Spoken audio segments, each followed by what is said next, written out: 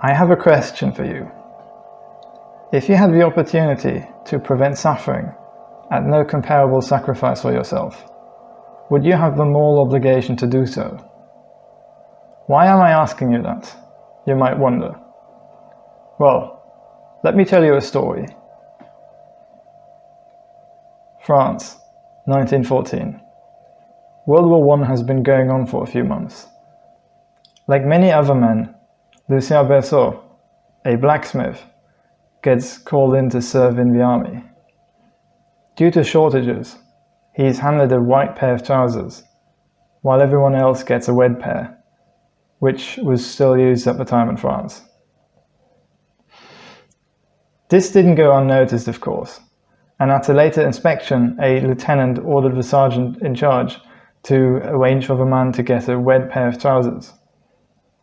The sergeant adheres to the order, and soon after, when a carriage with dead bodies gets driven in, he fetches a pair of trousers that is smeared with blood and full of holes from one of the fallen soldiers. He hands it over to the private, who refuses to put it on.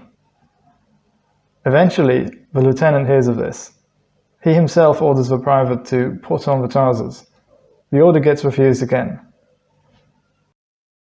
The lieutenant notes down the insubordination and informs his colonel. The colonel has the soldier arrested and sets up a court-martial where he appoints himself a judge. After a rushed and crooked hearing, the colonel sentences the soldier to death by firing squad. The execution is scheduled to happen the next morning. The colonel also insists that the firing squad is made up of new recruits from the same company, because he wants to set an example of what happens if you refuse to take an order. The recruits are sourced, and on the next day, Lucien Berceau gets executed for having refused to put on some bloody trousers. À mon commandement! En joue! Fire! 7 years later, his death sentence was revoked. However, this had no consequences for the colonel, who instead even got promoted to the rank of a general.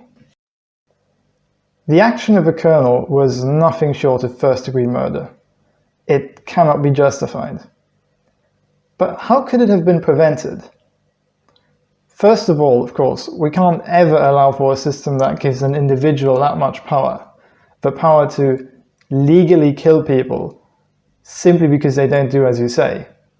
Now, you can think whatever you like of military discipline and adhering to orders, but capital punishment is not an acceptable weapon to ensure that people do as you say.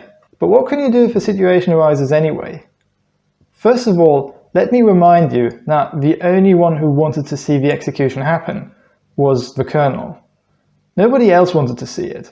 Some people had even tried to talk the colonel out of it, and had even faced grave consequences for it. The only reason the recruits ended up actually firing the lethal shots was, well, fear. They were afraid of getting executed themselves. So, what could anyone do in this situation? Here's an idea. A brave man could walk up, stunned in front of you to be executed, and say, "This man is innocent. If you want to kill him, you have to kill me first." Now, on the surface, this seems like suicide. And yes, there would be some great danger to this hypothetical brave man's life. But think about it for a minute. There's absolutely no way you could rationalize and see any guilt with that person, the person standing up for justice. And there's always a second bravest person in a crowd. Someone who isn't courageous enough to speak out if nobody else does, but who doesn't need much initiative to join in. And once you've got two people, the third bravest person is going to join in, and then the fourth bravest person, and so on. For every person joining in, it gets easier for the rest to do the same thing. Remember, the only person who wants to see the execution happen is the colonel. And can we take a minute to talk about the colonel? The colonel was a homicidal maniac. There is no better way to describe him. Not only was he directly murdering his own men, he was also giving suicidal orders. For example, he repeatedly ordered his men to attack, even though the losses were immense, and the officers at scene had given him warnings that, this is just not working. He didn't want to hear any of that, and anyone refusing his orders, got murdered. Here's my opinion. If you have a serial mass murderer who cannot be reasoned with and has the law on their side, you have no other choice, you have no other moral choice than to kill them. And that isn't murder, that isn't capital punishment, that's self-defense. You're defending yourself and you're defending others. If you don't do it, you just allow them to commit serial mass murder and kill hundreds of people, possibly thousands. So what does that mean for our example? It means that anyone who knew all of these facts would have had a moral obligation to put a bullet into the colonel's head, even if that means that they in return will get killed. But wait a minute, am I seriously asking people to sacrifice their lives?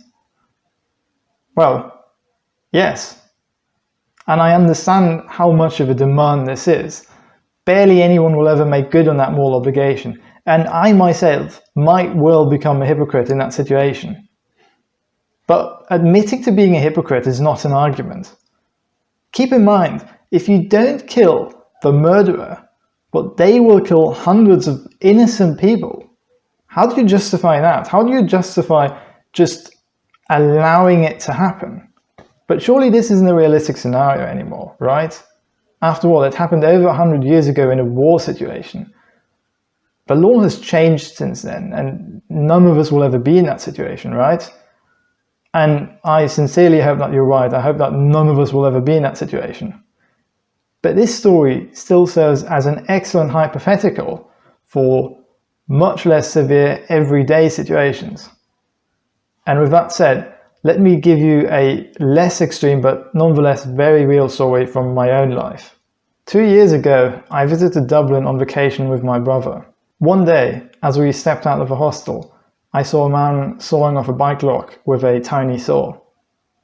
Tens of people, or even hundreds of people, just walked by doing absolutely nothing. But it was immediately clear to me that the man was stealing the bike. I walked up to him and said something like, "Hey man, why are you stealing that bike?" His response was, "Well, I know that's how it looks like, but it's my bike, I lost the keys. Call the police if you like." I was sure that the guy was lying to me, but in the heat of the situation, I couldn't remember where we even were, nor did I expect the police to be there in time. After some seconds of standing there and wondering what to do, I decided to walk on. Shame on me for doing that. Luckily though, I then saw a police officer some 30 or 40 yards away. I ran over and told her about the bike thief. She then ran over to the thief and faced him. With my conscience now cleared, I walked on. A few minutes later, my brother spotted the man on the other side of the road. When we returned back to the hostel no more than maybe 30 minutes later, the bike was gone, with a cracked lock around the object it was secured to. This is speculation, of course, but the most likely thing to have happened is that the police officer merely told the bike thief to sod off, and then went around the block once and stole the bike a few minutes later. When I had cooled down from the situation, I quickly realized what I should have done. Once I saw the thief, I should have shouted, "This man is obviously stealing a bike, and you're all just walking past letting it happen.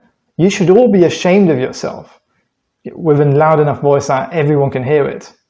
I'm sure that someone in the crowd would have felt guilty and joined in. And once you've got 3, 4, 5 people, you can just put the thief under citizen's arrest and wait for the police to arrive. Sure, if a thief has an angle grinder or some lethal weapon, it's different. But in this case, he had a tiny little saw. There are several reasons why bike theft is so common. The main blame obviously falls on the bike thieves, but the police failing to act, the courts not giving deterring crimes, and People buying stolen bikes are all contributors. And make no mistake about it, if you buy a really cheap bike from a dodgy guy in a dark alleyway, you know that it's a stolen bike. But the public just doing nothing when they witness a crime like this, that just completely defies me. And quite frankly, it's just the easiest to fix. Remember this famous quote: "The only thing necessary for the triumph of evil is for good men to do nothing."